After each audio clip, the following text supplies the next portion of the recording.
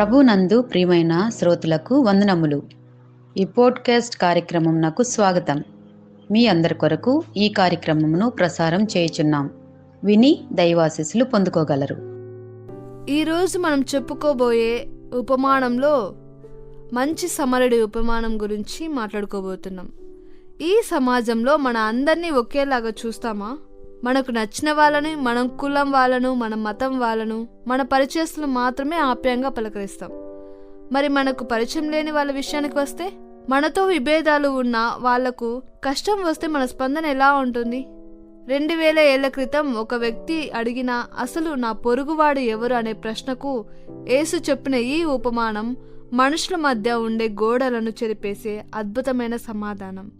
ఒకరోజు ఒక వ్యక్తి యెరూషలేం నుండి యెరికోకు ఒంటరిగా ప్రయాణం అవుతున్నాడు. ఆ దారి చాలా నిర్జనమైనది, దొంగలకు ప్రసిద్ధిగాంచినది. అనుకున్నట్లుగానే మార్గమధ్యంలో కొందరు దొంగలు అతనిపై అకస్మాత్తుగా పడ్డారు.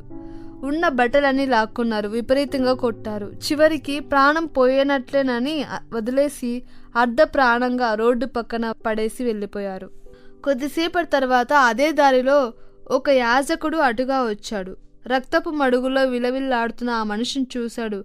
అయ్యో, వీని కాపాడాలి అని అనుకుంటాడని అందరూ భావిస్తారు. కానీ అతను ఏం చేశాడో తెలుసా? రోడ్డుకి ఇవతల వైపు ఉన్నవాడు కాస్త అవతల వైపుగా నడుచుకుంటూ వెళ్ళిపోయాడు. కొద్దిసేపటి తర్వాత ఒక లేవీయుడు అటుగా వచ్చాడు. అతను కూడా ఆ గాయపడిన మనిషిని దగ్గరగా చూశాడు, కానీ కనీసం కనికరం కూడా చూపించకుండా చూసి చూడనట్లు పక్క నుంచి వెళ్ళిపోయాడు. కానీ ఆ తర్వాత అటుగా ఒక సమరుడు వచ్చాడు. ఆ కాలంలో యూదులకు సమరయుల మధ్య పచ్చగడ్డి వేస్తే బగ్గుమనేది. ఒకరంటే ఒకరికి అస్సలు పడేదే కాదు. తీవ్రమైన ద్వేషం ఉంది. అలాంటి శత్రువు ఆ రోడ్డు మీద ప్రాణాలతో కొట్టుమిట్టాడుతుండటం ఆ సమరయుడు చూశాడు. అతని మనసు చలించిపోయింది. కుల మతాల భేదాలను క్షణంలో పక్కన పెట్టాడు. నేరుగా దగ్గరికి వెళ్ళాడు. రక్తంతో కారుతున్న గాయాలపై నూనె పోసి జాగ్రత్తగా కట్టాడు. తన సొంత గాడిద మీద ఆ గాయపడిన వ్యక్తిని కూర్చోబెట్టుకొని నెమ్మదిగా నడుచుకుంటూ దగ్గరలోని ఒక పూటకుల సత్రానికి తీసుకెళ్లాడు. రాత్రంతా నిద్రపోకుండా దగ్గరే కూర్చొని సపర్యలు చేశాడు.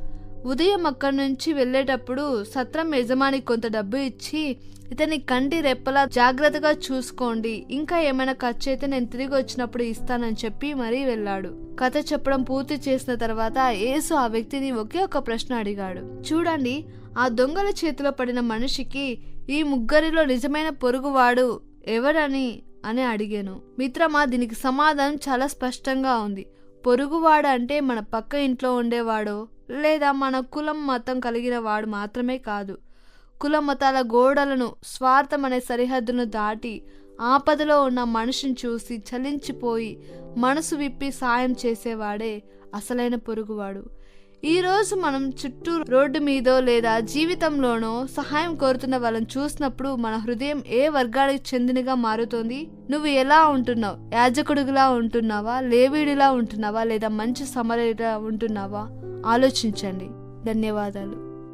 ఈ కార్యక్రమమును గూర్చి మీ సలహాలు మరియు మీ ప్రార్థనా అవసరతల కొరకు మమ్మను సంప్రదించవలసిన మా ఫోన్ నంబర్ 948585085039 మరియు ఈమెయిల్ ఐడి info@fibaonline.org.